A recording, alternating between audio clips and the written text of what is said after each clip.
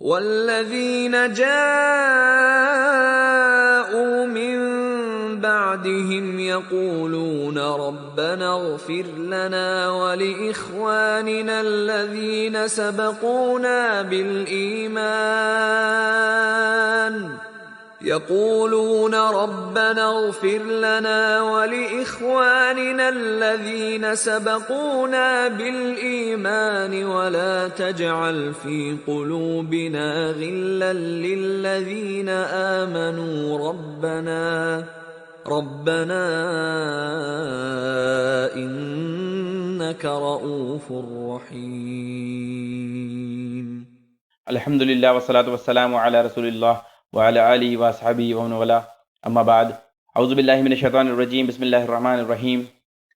محمد رسول اللہ صلی اللہ تعالی علیہ وسلم کی خصوصیات۔ اس سے پہلے کہ ہم سیرت کی شروعات کریں، زیادہ بیتابی اور حوصلہ افزائی کے لیے انشاءاللہ پہلے ہم رسول اللہ صلی اللہ علیہ وسلم کی خصوصیات کا مطالعہ کریں گے۔ تو ہم ان کے بارے میں کیسے شروع کریں جن کو کہ اللہ سبحانہ تعالیٰ نے سارے مخلوق کے اوپر چنا؟ عدل کرنا کیسے ممکن ہوگا جب اللہ سبحانہ تعالیٰ کہتا ہے کہ ہم نے آپ کے ذکر کو بلند کر دیا؟ اور واقعی میں جب جب اللہ سبحانہ تعالیٰ کا ذکر ہوگا تو اس کے بعد لگ بھگ ہمیشہ محمد رسول اللہ صلی اللہ تعالیٰ علیہ وسلم کا ذکر ہوگا۔ اللہ سبحانہ تعالیٰ نے خود رسول اللہ صلی اللہ علیہ وسلم کو رحمت للعالمین کہا، یعنی پورے رحمت کا مجسمہ۔ بے شک رسول اللہ صلی اللہ تعالیٰ علیہ وسلم کا بھیجنا ہی رحمت ہے، ان کا پیغام رحمت ہے، ان کی تعلیم رحمت ہے، وہ رحمت سے وابستہ ہر کچھ ہیں۔ اب ہم دیکھتے ہیں رسول اللہ صلی اللہ علیہ وسلم کے نام۔ تو ہم کچھ ناموں کا ذکر کر کے شروع کرتے ہیں۔ ان کے بہت سارے نام ہیں۔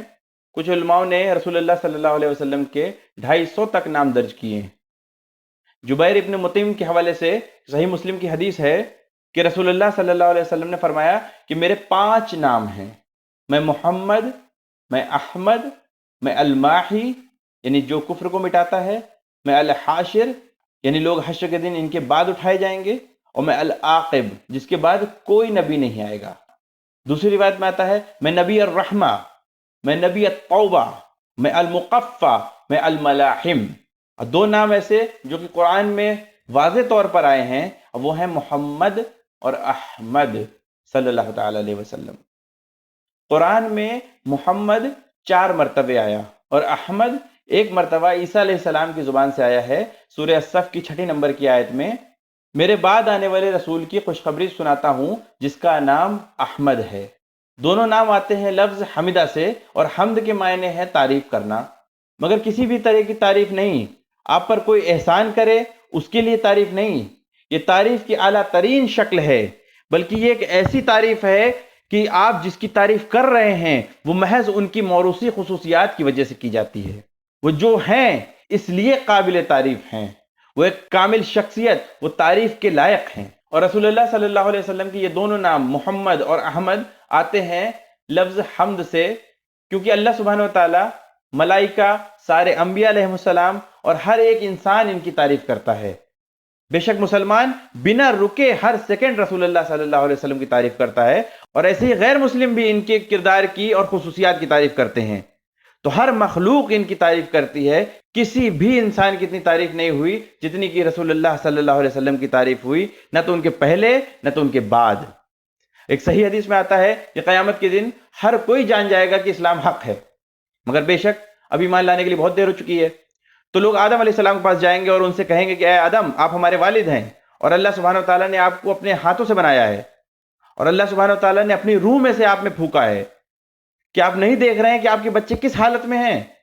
تو لوگ ان سے کہیں گے کہ وہ جائیں اور اللہ سبحانہ وتعالیٰ سے حساب شروع کرنے کے لیے اور مغفرت کے لیے کہیں، مگر وہ کہیں گے کہ میں نے گناہ کیا جو مجھے نہیں کرنا تھا، میں خود کے لیے پریشان ہوں، اور وہ کہیں گے نفسی نفسی، جاؤ کسی اور کے پاس جاؤ، نوح علیہ السلام کے پاس جاؤ۔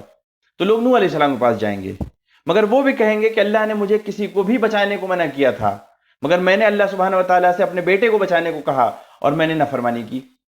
تو نوح علیہ السلام بھی اپنے لیے پریشان ہے اور وہ کہیں گے نفسی نفسی۔ تو پھر لوگ ابراہیم علیہ السلام کے پاس جائیں گے اور وہ ویسے ہی جواب دیں گے، وہ کہیں گے کہ میں نے 3 جھوٹ بولے، حالانکہ وہ جھوٹ نہیں تھے، اس پر بھی وہ اتنے پریشان ہیں۔ ایک جھوٹ یہ تھا کہ جب انہوں نے بتوں کو توڑنے کے بعد اپنے لوگوں سے کہا تھا کہ بڑے والے بت نے کیا ہے، جہاں وہ جھوٹ نہیں بول رہے تھے بلکہ وہ ایک بات بنا رہے تھے، دعوت دینے کی کوشش کر رہے تھے۔ دوسری بار جب انہوں نے کہا اپنے لوگوں سے، جب وہ لوگ شہر کے باہر جانے لگے، کہ میں تمہارے ساتھ نہیں جانا چاہتا، میں بیمار ہوں، صرف اس لیے کہ وہ بتوں کو تباہ کر سکے۔ اور آخری بار جب انہوں نے اپنی بیوی کو اپنی بہن کہا تھا، یعنی اسلام میں بہن، بادشاہ سے خود کو بچانے کے لیے، تو پھر سارے لوگ موسیٰ علیہ السلام کے پاس جائیں گے تو وہ بھی وجہ بتائیں گے کہ میں نے غصے میں کسی کا قتل کر دیا تھا، جبکہ وہ ایک حادثہ تھا۔ تو پھر عیسیٰ علیہ السلام کے پاس لوگ جائیں گے اور وہ بھی کہیں گے کہ میں بھی اس لائق نہیں ہوں، اور تب سارے لوگ رسول اللہ صلی اللہ علیہ وسلم کے پاس جائیں گے اور بھیک مانگیں گے کہ آپ پوری انسانیت کی طرف سے اللہ کے حضور جانے کے لیے ایک شفاعت کار اور نمائندے ہوں۔ کیا کرنے کے لیے؟ حساب شروع کرنے کے لیے، صرف شروع کرنے کے لیے، کیونکہ وہ دن اتنا سخت ہوگا کہ لوگ کہیں گے جو بھی آتا ہے آ جائے، کشیدگی بہت زیادہ ہے، تو لوگ بھیک مانگیں گے رسول اللہ صلی اللہ علیہ وسلم سے۔ اس پر رسول اللہ صلی اللہ علیہ وسلم کہیں گے انا لہا انا لہا، یہ میرا کام ہے، اور اس وجہ سے پوری انسانیت ان کی تعریف کرے گی اور انہیں مقام المحمود عطا کیا جائے گا، جو کہ تعریف کا سب سے اعلیٰ ترین مقام ہے۔ مخصوص کہیں تو احمد کے معنی ہے تعریف کا اعلیٰ ترین معیار، اور محمد ہے تعریف کی مقدار، اور ان کی جمع ہے ہمیشہ ہونے والی اعلیٰ ترین معیار کی تعریف۔ ایسا کیوں ہے کہ موسیٰ علیہ السلام نے رسول اللہ صلی اللہ علیہ وسلم کی پیشین گوئی محمد نام سے کری اور عیسیٰ علیہ السلام نے احمد نام سے کری؟ ابن القیم کہتے ہیں اس کے پیچھے کی حکمت یہ ہے کہ ہماری امت کے بعد سچے ایمان والوں کی سب سے بڑی امت بے شک بنی اسرائیل ہیں، اس لیے انہیں وہ نام بتایا گیا جو ان کے لیے سب سے زیادہ موزوں تھا، کیونکہ وہ تعداد میں بہت زیادہ تھے، اور عیسیٰ علیہ السلام کے پیروکار تھوڑے تھے، مگر وہ بہت متقی اور معیار میں عظیم تھے۔ ان پر تشدد کیا گیا اور ستایا گیا، رومیوں نے ان کو قتل کیا، لوہے کی کنگھی سے ان کے جسم پر کھرونچا جاتا تھا، لیکن وہ ثابت قدم رہے اور واقعی کے سرشار تھے، تو ان کے لیے احمد نام کا ذکر ہوا۔ جیسا کہ آپ صلی اللہ علیہ وسلم کا تیسرا نام الماحی ہے، آپ صلی اللہ علیہ وسلم نے خود اس کے بارے میں وضاحت کی، جس کے معنی ہے کہ اللہ نے جن کے ذریعے کفر مٹا دیا۔ آپ صلی اللہ علیہ وسلم نے فرمایا میرے ذریعے اللہ کفر مٹا دے گا۔ بے شک جزیرہ نمایاں عرب کفر میں سنا ہوا تھا، مگر رسول اللہ صلی اللہ علیہ وسلم کی زندگی مبارک میں ہی پورا جزیرہ نمایاں عرب اسلام میں تبدیل ہو چکا تھا، اور 20 سے 30 سال کے اندر اندر کفر کے اہم گڑھ اسلام میں تبدیل ہو چکے تھے اور ہمیشہ اسلام میں ہی رہے۔ 60 سے 70 سال کے درمیان اسلام چین اور اندلس کی سرحد تک پہنچ چکا تھا، اور آج بھی ہے۔ الماحی جو کفر کو خراب کر دے، مٹا دے۔ الحاشر یعنی انسانیت کو رسول اللہ صلی اللہ علیہ وسلم کے قدموں میں زندہ کیا جائے گا، یعنی ان کے بعد زندہ کیا جائے گا۔ اس کا کیا مطلب ہے؟ ایک تشریح یہ ہے کہ یوم القیامہ آنے کی پہلی نشانی ہے، اور اس لیے رسول اللہ صلی اللہ علیہ وسلم الحاشر ہیں۔ اور ایک تشریح یہ ہے کہ رسول اللہ صلی اللہ علیہ وسلم دوبارہ اٹھائے جانے والے پہلے انسان ہوں گے۔ بے شک نبیوں کو سب سے پہلے اٹھایا جائے گا، پھر صالحین، پھر شہداء، اور پھر باقی کی امت۔ تو الحاشر وہ جو حشر کے دن کا اشارہ کریں گے، العاقب جانشین جو کاٹ دے گا، جو آخر میں ہو، اور اس کا مطلب یہ کہ آپ صلی اللہ تعالی علیہ وسلم آخری نبی ہیں۔ نبی الرحمہ یعنی رحمت کے نبی، نبی التوبہ یعنی توبہ کے نبی، یعنی آپ صلی اللہ علیہ وسلم پر ایمان رکھنے سے اور ان کی اتباع کرنے سے لوگوں کی مغفرت ہو سکتی ہے۔ المقفہ جو آخر میں آئے اور پہلے کے نبیوں کے پیغام کو پورا کرے۔ الملاحم جو بہت سارے فتنوں کا اشارہ کریں گے، اور بے شک اس امت کے سب سے بڑے فتنے جو کہ پوری دنیا دیکھے گی وہ ہے دجال کا فتنہ، 3 بڑے زلزلے، امام مہدی کا آنا، اور عیسی ابن مریم کا آنا۔ تو یہ تھے رسول اللہ صلی اللہ علیہ وسلم کے کچھ نام۔ آئیے اب ہم دیکھتے ہیں محمد رسول اللہ صلی اللہ علیہ وسلم کی خصوصیات۔ جیسا کہ رسول اللہ صلی اللہ علیہ وسلم کی خصوصیات ہیں جو کہ صرف انہیں ہی دی گئی ہیں اور کسی بھی انسان کو نہیں دی گئیں۔ کچھ علماء نے 50 مخصوص خصوصیات اور نعمتوں کو درج کیا ہے، ان میں سے کچھ یوں ہیں۔ پہلی یہ کہ بے شک رسول اللہ صلی اللہ علیہ وسلم اللہ کے آخری نبی ہیں، اور ان کے بعد کوئی نبی نہیں آئے گا، اور اللہ سبحانہ و تعالیٰ نے انہیں آخری چنا۔ قرآن کہتا ہے سورہ احزاب کی 40 نمبر کی آیت میں، ما كان محمد أبا أحد من رجالكم ولكن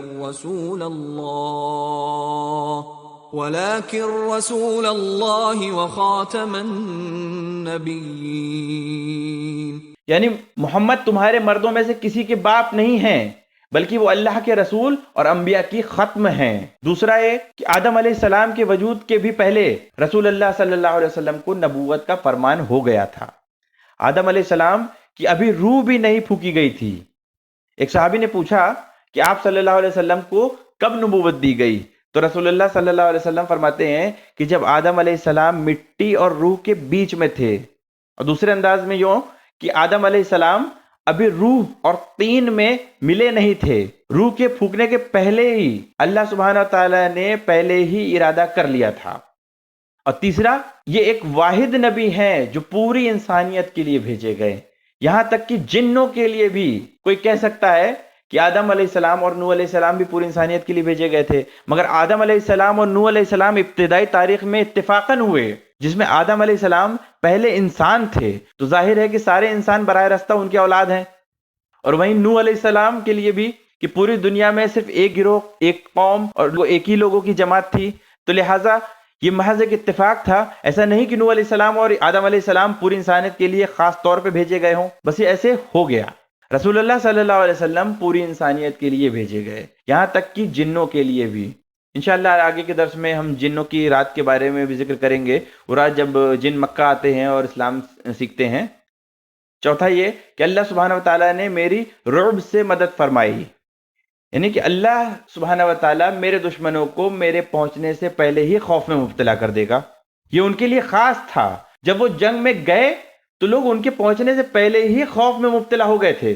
آپ صلی اللہ تعالیٰ علیہ وسلم نے فرمایا کہ اللہ سبحانہ وتعالیٰ نے 1 ماہ کے فاصلے تک میرے دشمنوں کو خوف زدہ کر دیا۔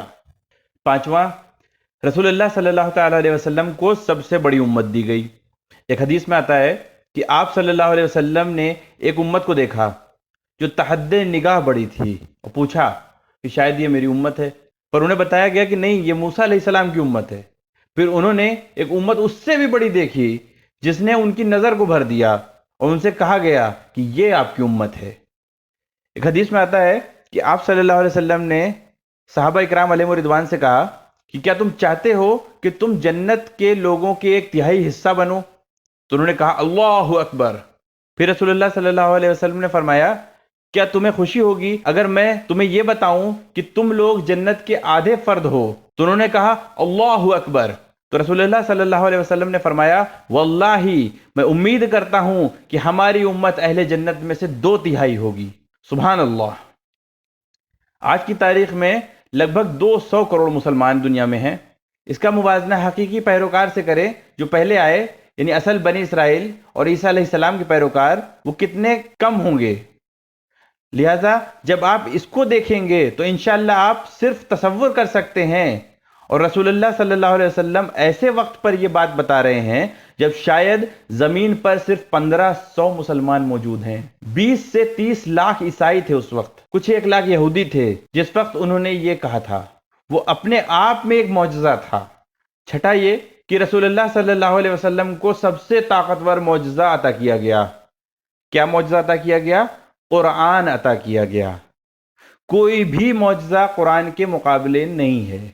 ایک چیز اس کا ثبوت دیتی ہے کہ آپ کسی بھی معجزے کو دیکھ لیجئے، چاہے موسیٰ علیہ السلام کو سمندر کا تقسیم کرنا ہو یا عیسیٰ علیہ السلام کا مردوں کا زندہ کرنا ہو، ہم خود ان معجزات کو دیکھ نہیں سکتے یا تجربہ نہیں کر سکتے، سوائے اس کے کہ ہم صرف اس پہ ایمان رکھتے ہیں۔ مگر قرآن اکلوتا ایک ایسا معجزہ ہے جسے ہم پڑھتے ہیں، اور بے شک پیغام معجزہ ہے اور معجزہ پیغام ہے۔ یہ جیتا جاگتا معجزہ ہے، کسی بھی معجزے کا اس سے مقابلہ نہیں کیا جا سکتا۔ ساتواں ہے الاسراء والمعراج کا رات کا سفر۔ زندہ رہتے ہوئے اور کسی بھی نبی نے ایسا سفر نہیں کیا، یہاں تک کہ جب اللہ سبحانہ وتعالیٰ نے موسیٰ علیہ السلام سے بات کی تب بھی نہیں۔ یہ موسیٰ علیہ السلام کو دی گئی اللہ کی تقریر تھی جب موسیٰ علیہ السلام زمین پر تھے، لیکن رسول اللہ صلی اللہ تعالیٰ علیہ وسلم اکلوتے واحد انسان ہیں جن کو اللہ سبحانہ وتعالیٰ نے اپنی بارگاہ مبارک میں بلایا، اور رسول اللہ صلی اللہ علیہ وسلم نے جو سفر کیا وہ کسی انسان نے نہیں کیا۔ یہاں تک کہ ایک مقام پر آ کر کے جبریل علیہ السلام بھی کہتے ہیں کہ میری اجازت یہاں پہ آ کے رک گئی، آپ کو اکیلے یہاں سے جانا پڑے گا، یہ میرے لیے ختم ہوتا ہے، میں مزید نہیں جا سکتا۔ آٹھواں، رسول اللہ صلی اللہ علیہ وسلم ساری انسانیت کے قائد ہیں۔ آپ صلی اللہ علیہ وسلم نے خود ہمیں بتایا کہ میں آدم علیہ السلام کی اولاد کا سید ہوں۔ یہاں سید کا مطلب ہے کہ وہ ساری انسانیت کے مالک ہیں اور انسانیت کے کامل ہیں اور وہ قائد بننے کے مستحق ہیں، اور بروز قیامت وہ سارے لوگوں کے قائد ہوں گے۔ نواں، رسول اللہ صلی اللہ علیہ وسلم سب سے پہلے زندہ ہونے والے انسان ہوں گے۔ دوسری مرتبہ جب سور پھونکا جائے گا تب پہلی قبر جو کھلے گی وہ رسول اللہ صلی اللہ تعالی علیہ وسلم کا روضہ مبارک ہوگا۔ اس سے ان کے نام الحاشر کی وضاحت ہوتی ہے۔ 10واں ہے، رسول اللہ صلی اللہ علیہ وسلم کو سب سے بڑا حوض دیا جائے گا، حوض جو کہ چوکور ہے اور وہ اتنا بڑا ہے جیسے کہ مکہ سے لے کے صنعاء تک، جو کہ جزیرہ نمایاں عرب کا لگ بھگ آدھا ہے۔ 11واں ہے کوثر، جنت کا مرکزی دریا، اور جنت کے سارے دریے اسی سے نکلتے ہیں۔ یہ ایسا کہ جنت کے لوگ رسول اللہ صلی اللہ علیہ وسلم کے تحفے سے پانی پئیں گے، جیسا کہ سورہ کوثر میں اللہ سبحانہ وتعالی نے فرمایا ہے۔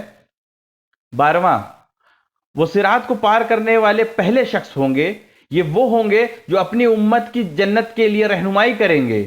جنت کا دروازہ کھٹکھٹانے والے پہلے انسان ہوں گے، اور آدم علیہ السلام کے جنت چھوڑنے کے بعد اس میں داخل ہونے والے یہ پہلے انسان ہوں گے۔ یہ وہ ہوں گے جن کے نام میں جنت کا دروازہ کھولا جائے گا۔ فرشتے پوچھیں گے کون ہے، اور کہیں گے ہمیں حکم ہے آپ کے لیے دروازہ کھولنے کے لیے۔ تو رسول اللہ صلی اللہ علیہ وسلم کا نام جنت کے دروازے کو کھلوانے کے لیے اجازت ہوگا۔ تو جنت میں پہلا قدم رسول اللہ صلی اللہ تعالی علیہ وسلم کا داہنا قدم ہوگا، اور ان کے بعد ان کی امت، جبکہ ہم آخری امت ہیں اور ہمیں آپ صلی اللہ تعالی علیہ وسلم کے ساتھ داخل ہونے کے لیے کہا جائے گا، جبکہ تاریخ کے مطابق ہم آخری امت ہیں۔ 13واں، اللہ سبحانہ وتعالی نے آپ صلی اللہ تعالی علیہ وسلم کو جنت الفردوس کی برکتیں عطا فرمائیں۔ الفردوس الاعلیٰ کا اعلیٰ درجہ، کچھ علماء نے کہا ہے کہ جنت ایک احرام کی طرح ہے، جس میں جتنا اوپر جاؤ اتنے کم لوگ ہوتے جائیں گے۔ حالانکہ وہاں کوئی بھیڑ نہیں ہوگی، پر ایک ایسا مقام آئے گا جہاں پر پوری سطح صرف ایک انسان کے لیے ہوگی۔ یہ فردوس الاعلیٰ کی چوٹی ہوگی اور اللہ سبحانہ وتعالیٰ کے عرش کی بالکل نیچے ہوگی۔ اس کو کہتے ہیں الفضیلہ۔ الفضیلہ وہ مقام ہے جو اللہ سبحانہ وتعالیٰ نے اپنے صرف اور صرف ایک بندے کے لیے چنا ہے، اور بہت معمولی طریقے سے آپ صلی اللہ علیہ وسلم کہتے ہیں مجھے امید ہے وہ شخص میں ہوں، مگر اور کوئی انسان اس مقام کے لائق نہیں ہے۔ اور آپ صلی اللہ علیہ وسلم چاہتے ہیں کہ ہم اللہ سبحانہ وتعالیٰ سے دعا کریں کہ اللہ سبحانہ وتعالیٰ انہیں وسیلہ اور فضیلہ عطا کرے، اور اس لیے ہم اذان کے بعد دعا کرتے ہیں اللہم رب هذه الدعوة التامة والصلاة القائمة آت محمدا الوسیلة والفضیلة وبعثه مقاما محمودا الذی وعدته۔ یہاں تک کہ دنیا میں جن لوگوں نے آپ صلی اللہ تعالیٰ علیہ وسلم کا مذاق اڑایا، تضحیک کی اور ان کے خلاف منصوبے بنائے، وہ بھی قیامت کے دن آپ صلی اللہ تعالیٰ علیہ وسلم کی تعریف کریں گے، اور آخرت میں رسول اللہ صلی اللہ تعالیٰ علیہ وسلم کو وسیلہ اور فضیلہ عطا کیا جائے گا۔ وآخر الدعوان الحمد للہ رب العالمین، والسلام علیکم ورحمۃ اللہ وبرکاتہ۔ اشہد ان لا الہ الا اللہ واشہد ان محمدا عبدہ ورسولہ صلی اللہ تعالیٰ علیہ وسلم۔ وما علينا إلا البلاغ المبين